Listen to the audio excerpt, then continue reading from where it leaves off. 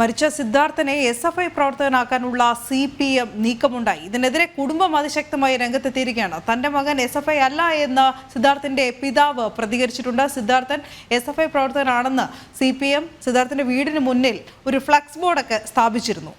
അതേസമയം പോലീസ് അന്വേഷണത്തിൽ തൃപ്തനല്ല എന്ന് ഗവർണറോട് സിദ്ധാർത്ഥന്റെ പിതാവ് നേരത്തെ തന്നെ വ്യക്തമാക്കിയിരുന്നതുമാണ്. ഇന്ന് ഉച്ചയോടെയാണ് ഗവർണർ ആരിഫ് മുഹമ്മദ് ഖാൻ സിദ്ധാർത്ഥന്റെ മാതാപിതാക്കളെ സന്ദർശിക്കാൻ നേരിട്ട് കുടുംബത്തിലേക്ക് എത്തുന്നതും. പുറത്തൊരു ബോർഡ് കണ്ടായിരുന്നില്ലേ നിങ്ങൾ? SFI പ്രവർത്തകനായ സിദ്ധാർത്ഥിനെ മരണത്തിൽ അല്ലെ കൊലപാതകി അറസ്റ്റ് ചെയ്യണമെന്ന് പറഞ്ഞിട്ട്.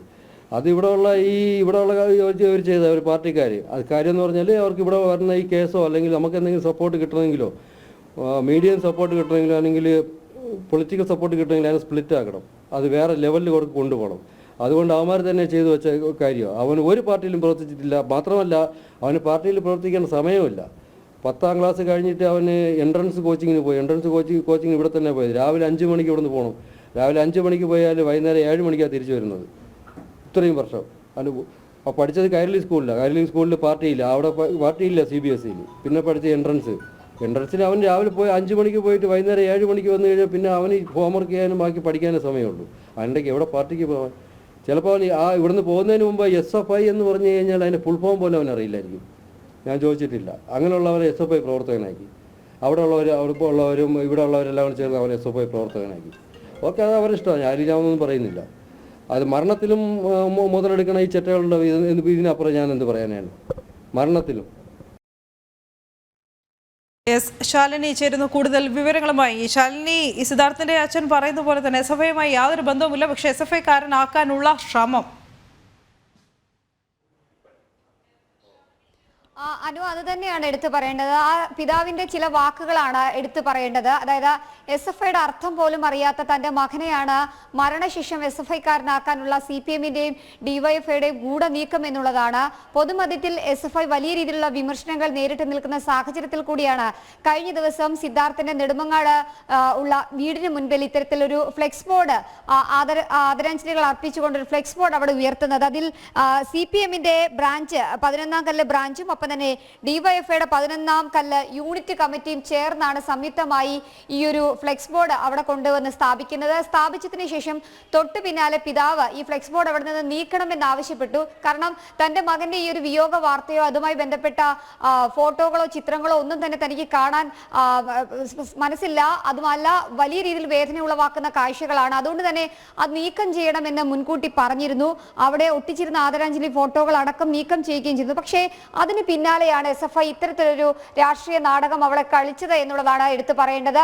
SFIക്കെതിരെ ഗുരുതര ആരോപണങ്ങൾ കുടുംബം ഉന്നയിക്കുന്ന പശ്ചാത്തലം, ഒപ്പം തന്നെ വയനാട് വൈത്തിരിയിലെ പൂക്കോട് കോളേജിൽ വെറ്റിനറി കോളേജിൽ ഇത്തരത്തിൽ നിരവധിയായിട്ടുള്ള SFI പ്രവർത്തകരെ ഈ കേസുമായി ബന്ധപ്പെട്ട് സിദ്ധാർത്ഥന്റെ മരണവുമായി ബന്ധപ്പെട്ട് അറസ്റ്റ് ചെയ്യുന്ന സാഹചര്യം, നിരവധി വിദ്യാർത്ഥികളെ കോളേജ് ഈ വലിയ രീതിയിലുള്ള പ്രതിരോധം വരുമ്പോൾ അല്ലെങ്കിൽ അതിൽ വലിയ രീതിയിലുള്ള വിമർശനങ്ങൾ വരുമ്പോൾ സർവകലാശാല അധികൃതർ സസ്പെൻഡ് ചെയ്യുന്ന പശ്ചാത്തലം, ഇവിടെ നിന്ന് മുഖം രക്ഷിക്കാനൊരു നീക്കമായി തന്നെയാണ് SFI ഇത്തരത്തിലൊരു ശ്രമം നടത്തിയിരിക്കുന്നത്. SFIയും DYFIയും ഒപ്പം തന്നെ CPMും ഗൂഢമായി ആലോചിച്ച് തയ്യാറാക്കിയ ഒരു നാടകത്തിന്റെ ഭാഗമായിട്ടാണ് ഈ ഒരു ഫ്ലെക്സ് ബോർഡ് അല്ലെങ്കിൽ ഒരു ആദരാഞ്ജലി ബോർഡ് അവിടെ ഉയർന്നത് എന്നുള്ളതാണ് ഏറ്റവും ശ്രദ്ധേയമായിട്ടുള്ള കാര്യം. എന്തായാലും കടുത്ത ഭാഷയിൽ തന്നെയാണ് ഇതിനെ വിമർശിച്ചുകൊണ്ട് സിദ്ധാർത്ഥന്റെ പിതാവ് രംഗത്തെത്തിയിട്ടുള്ളത്.